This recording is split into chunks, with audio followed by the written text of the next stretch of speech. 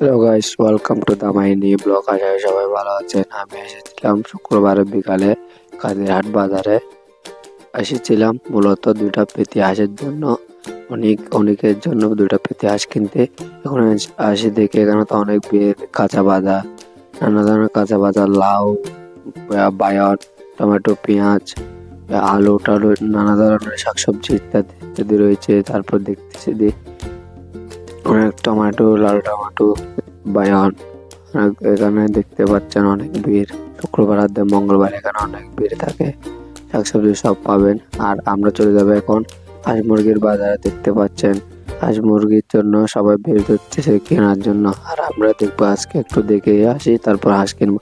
আমরা দেখতেছি কবুতর, চীনা হাঁসের বাচ্চা, মুরগি, অনেকও দেখতেছে। তারপর মুরগি, চীনা হাঁস, কবুতরের বাচ্চা।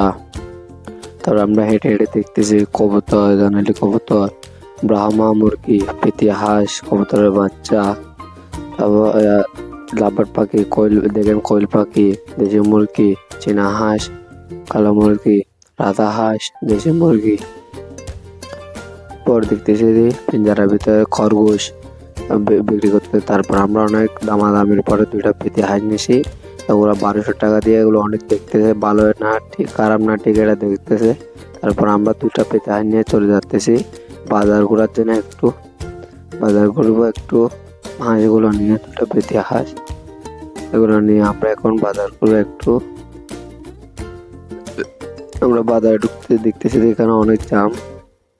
দেখেন গাইস, এখানে অনেক জাম, ভিড়। তাই আমরা চলে যাবো এখন গাড়ি করে বাড়িতে। আমরা রাস্তা আধার গাড়ি থেকে মদনঘাট যাবার গাড়ি নিয়ে নিয়েছি। এখন আমরা চলে যাব গাড়ি করে চলে যাব।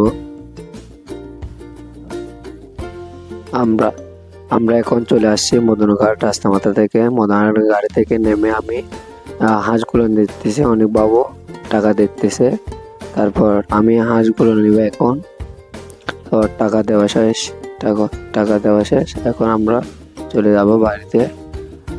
সবাই দেখতে পাচ্ছেন আমরা দুটা পেতে হাঁস কিনছি। সবাই ভালো থাকবে। আজকের ব্লগটা এখানে শেষ করলাম গাইস।